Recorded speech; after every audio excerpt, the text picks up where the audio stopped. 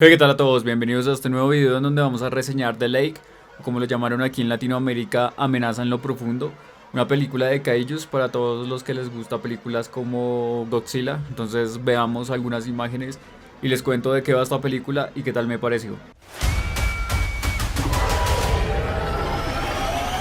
The Lake es un largometraje tailandés-chino dirigido por Lee Tung-kan y An King-soo, que nos cuenta la historia de una localidad que encuentra un huevo bastante misterioso alrededor del río Mekong. Y este huevo tiene la particularidad de pertenecer a una criatura bastante atemorizante. Y esta criatura, al buscar su huevo y al ver que está en las manos de los humanos, pues empieza un ataque a todo este pueblo, a toda esta ciudad. Y pues lo único que podemos esperar es un monstruo que solo quiere su huevo y a personas que no entienden absolutamente nada de la naturaleza. Esta película de kaijus modernos tiene escenas muy interesantes en donde se mezclan efectos especiales y efectos análogos, en donde a veces se muestra el monstruo de una manera más digital y otras veces de una manera más artesanal. Y eso hace que la película tenga un atractivo bastante interesante.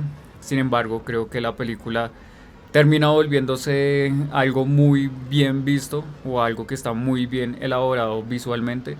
Pero en cuanto al guión, en cuanto a la trama y a la historia, cojea mucho. Y creo que esta es la razón por la cual esta historia es bastante anodina y los personajes son muy desangelados. The Lake tal vez sea una actualización moderna de películas clásicas de Kaijus como Mondra y Gorgo, en donde pues estos monstruos pierden una de sus crías y estos harán todo lo posible para poderla recuperar y matar a muchas personas solo con el objetivo de ser buenos padres. Este caos provocado por este feroz ataque en The Lake se ve muy bien mezclando los efectos de CGI y en ciertos momentos algunos animatrónicos que hacen que la película tome un sentido estético muy interesante, un sentido estético que nos hace recordar al Hollywood en su época de oro, y creo que es un homenaje también a ese tipo de historias en donde pues los animatrónicos se notan en ciertos momentos y se disfrutan,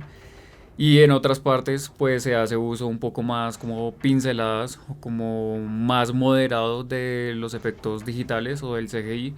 Entonces es una película que visualmente les va a agradar mucho a las personas que crecieron viendo Godzilla o a personas que crecieron viendo estas películas de kaijus en donde prácticamente todo es animatrónicos. No sería una clásica película de kaijus sin el drama de las personas.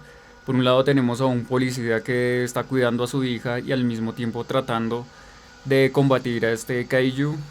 Tenemos a una pareja de hermanos que en cierto momento tiene un drama, uno de los hermanos con el huevo y una conexión ahí bastante extraña que no se resuelve bien o no termina de cuajar dentro de la historia. Y creo que lo más difícil en esta película es tratar de que estos personajes sean convincentes, fallando totalmente. Es una película que tiene muchos esfuerzos para tratar de mezclar estas historias y de mezclar estos motivos por los cuales se mueven los personajes, pero al final terminan siendo bastante evasivos. Eso se le agradece mucho al cine hollywoodense, de crear clichés y de crear estereotipos, no tanto arquetípicos, sino más como una regla a seguir a estas películas de monstruos gigantescos. Y aquí, pues los tailandeses chinos se guiaron un poco de esto y cayeron en la trampa de crear personajes vacíos como los hace Hollywood. Entonces, la trama se enfoca mucho en estos personajes y al final termina dejando de lado al monstruo, termina dejando de lado como este drama que se genera entre el monstruo y su cría. Y al final de la película terminamos olvidando las motivaciones de los personajes y a veces cómo era el monstruo en realidad y cuál era también su problema. Creo que es de estas películas que inicia por lo alto y comienza a bajar estrepitosamente hasta terminar en una película muy simplona. La escena inicial es demasiado hollywoodense. Es una fórmula que ya han adoptado muchas películas norteamericanas y es con esta primera escena o este primer momento en donde una masacre captura todas las miradas de los espectadores y pues es lo más interesante de la película. si una vez pasen de esto, creo que toda la historia comienza a decaer, termina siendo algo aburrida. Y creo que esta película intenta jalar un poco de los hilos de lo que ya conocemos de Hollywood, intenta jalar un poco de estos clichés argumentativos y esta estructura hollywoodense, haciendo también una referencia a escenas de Host y también haciendo o tratando de dar un homenaje a la película del Jeep de Jurassic Park, que pues obviamente para las personas que les gusta estos guiños dentro de las películas, les va a encantar ver esto en la historia, pero pues para las otras personas que no nos gusta como que nos metan guiños así súper extraños o que no tienen nada que ver o que no conectan con la historia, pues termina siendo un homenaje vacío y termina siendo más que un homenaje tratando de copiar la fórmula de los estadounidenses. Sin embargo, creo que esta película lo hace muchísimo mejor que las películas estadounidenses actuales. Es una película que recuerda a los años 90 y a inicios de los 2000 en donde Hollywood hacía tal vez un mejor tipo de películas que las que hace en este momento. Y creo que se queda un poco atrapada en ese tiempo cinematográfico. Si hay algo que le cuesta a esta película es conseguir que la acción y el terror se mezclen de una manera en donde convivan y se genere una película tensionante. Es una película que no genera mucha tensión, que le cuesta avanzar las tramas y le cuesta mostrar a estos personajes desenvolviéndose pues frente a un problema que es gigantesco. Y tal vez el diseño del personaje sea muy bueno para una película que busca hacer una copia de un cine que pues ya está muerto. Y pues este monstruo que fue diseñado por Jordi Shell en ciertos momentos es bastante entretenido para las personas que les gustan los animatrónicos. Y en otros momentos opta por no aparecer en la cámara o por este direccionamiento de los planos en donde está el monstruo pero no lo vemos y otras partes en donde el CGI totalmente destruye la película. Entonces creo que son diferentes altibajos.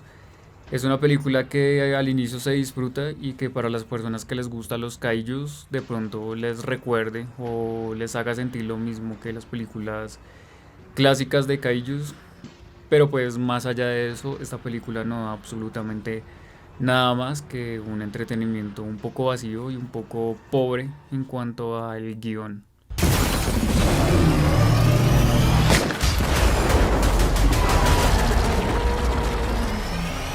En conclusión, tenemos una película tailandesa china que tal vez sea un homenaje muy interesante para los kaijus, que es muy buena en cuanto a lo técnico, pero a lo que vamos a una sala de cines o a lo que queremos ver una película es una historia sólida, una historia que nos transmita, y en eso la película falla mucho. Entonces, si les gusta todas estas películas de kaijus, si les gusta todo este subgénero del terror, si les gustan los kaijus japoneses, que fue prácticamente en donde nació este subgénero, vayan a verla. Creo que les va a hacer recordar muchas películas, como les digo, de Modra y de Gorgo, que son bastante interesantes y entretenidas a la vista, pero que no tienen una historia profunda.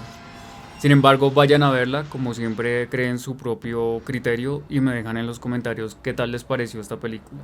Los estaré leyendo a cada uno de ustedes, no solo aquí en YouTube, sino en mis otras redes sociales. Sin más que decir, muchas gracias por ver este video, muchas gracias por llegar hasta este punto. No olviden suscribirse, activar la campana para que YouTube les avise cuando subo un nuevo video. Si tienen algún amigo o alguna amiga que les guste el género del terror, compártales este canal, sé que les va a gustar mucho. Y nos vemos en un próximo video, tal vez con otra reseña. Mi nombre es Andrés Quintana, esto es Fobófilo y nos vemos en la oscuridad.